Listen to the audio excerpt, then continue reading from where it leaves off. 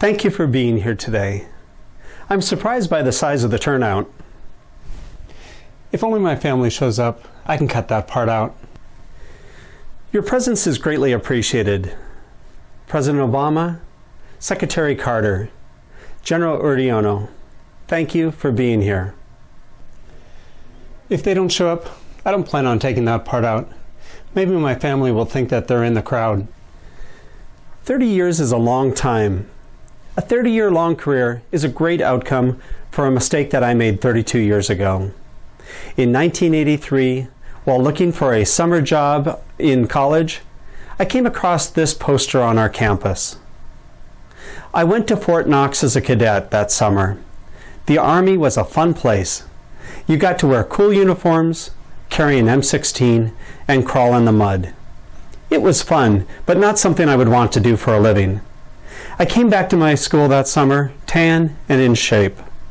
When I went in to sign the voucher to get paid, they had me sign the wrong paperwork, and I entered this contract to serve 8 years. I learned a valuable lesson that day. Always read the large print and the small print. As I take off the uniform after 30 years, it will be a challenge for me to figure out what to wear every day. Here are the few options that I'm contemplating. I could wear a suit. I may wear a tux. Maybe I'll go retro or become a chef. Of course, there's always the Walmart greeter. Hi, welcome to Walmart. I guess I need to think about that later.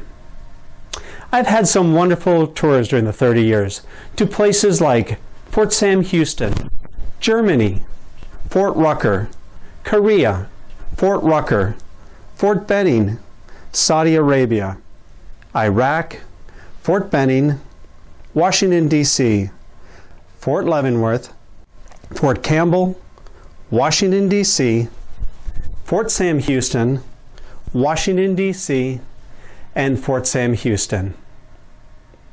TDYs and other deployments have provided me hundreds of other travel opportunities all around the globe. I am thankful to the Army for the ability to experience the world. Flying dust-off helicopters and the proud traditions behind it became a true passion. From the first day I soloed in the TH-55, I loved the concept of floating above the trees, flying with night vision goggles, and most of all, being part of a team that saved lives. Nothing is more exhilarating than flying Napa the Earth with trees just a few feet from your rotor blades, or punching holes in the clouds while flying on instruments. I will be ever thankful to those crew members that I have flown with, and those that have flown the dust-off mission in the past, are flying it today, or will fly it in the future. There are hundreds of mentors that I would like to thank today. They include senior leaders that I have worked for, peers I have worked with, and soldiers and civilians that I have had the privilege to lead. Since I cannot thank every one of them, I will not offend any of them by trying to name just a few. Each of them has had a direct and positive impact on my career, and I thank you. I would like to recognize my loving parents who are here with us today. I don't think they were too excited when I joined the Army 30 years ago, but they have been my greatest supporters every step of the way.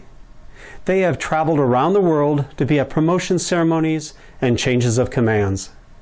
I could not have been blessed with better parents, and I love them both very dearly. I would also like to recognize today our three amazing children, Sam, Ben, and Sydney. Each of them is unique and special to us in their own way. They are creative, loving, smart, and funny. Sam, Ben, and Sid, I love you more than you'll ever know, and thank you for being such great kids. We are so proud of you. I ask today's celebration also be in honor of my wife, Kim, and her many years of military service. She entered the Army in 1991 and graduated from the Uniformed Services University of Health Sciences in 1995.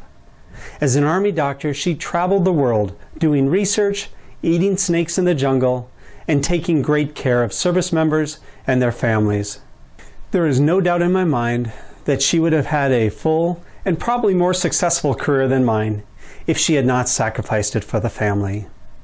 Kim, I salute you and I love you. About a year ago, I heard someone read the poem I Love the Navy by Robert Lanham at a naval retirement ceremony. It got me thinking about what I love about the Army, and here's what I came up with. I love the Army. No matter how you decide to spend your few days on this earth, life will give you both good and bad. In the 30 years that I've given the Army, I've come up with an exhaustive list of the things that I love about the Army. I love the Army. I love the ribbons on the Army flag. Though we may no longer remember the exact details of the individual battles, we know that great Americans fought and died for our country, wherever they were needed. I love the Army. I love hearing cadence in the morning, especially if I'm in the formation. The entertainment generated by the creativity and skills of the cadence callers never ceases to amaze me, and the added bonus was that it kept us in step no matter how early it was in the morning or how far we ran. I love the Army. I love that the Army forced us to join the club system when we first came in. We needed this to be mandatory because at that point we were too junior to know better. The team building opportunities that this environment provided us paid dividends as we relied upon others to support us in our future missions. I love that the Army moves you every 2 years.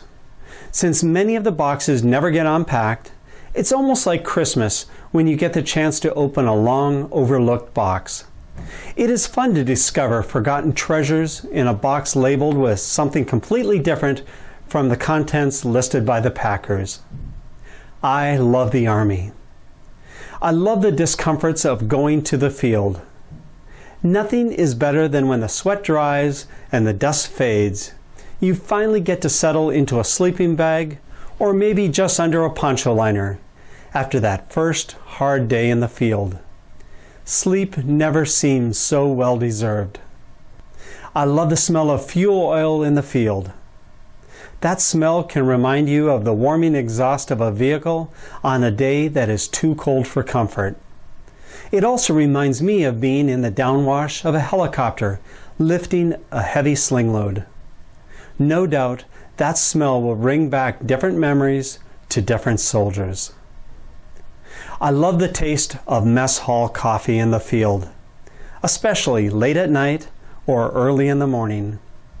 I like field coffee in the metal canteen cup, mainly because it holds so much. I also love field coffee in the Army's white paper cups. The ring left in the cup reminds you of the potency of the brew. I love the Army. I love seeing a soldier in uniform at the airport. A quick read of their uniform tells you if they're going to basic training or maybe redeploying from downrange.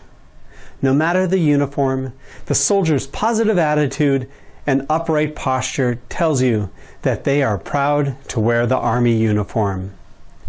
I love the Army. I hate administering UCMJ, but love a promotion ceremony. Still, nothing beats the honor of being asked to re-enlist a young soldier. The commitment of a soldier to remain part of our team, especially at a time of war, almost always brings a tear to my eyes. I really love when a large formation of soldiers recites the Soldier's Creed.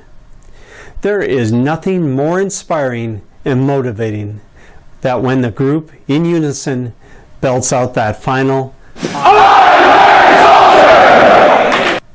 I love the Army, and I always will. Kid Rock once said, and yes, I am surprised I'm quoting Kid Rock, surround yourself with good people.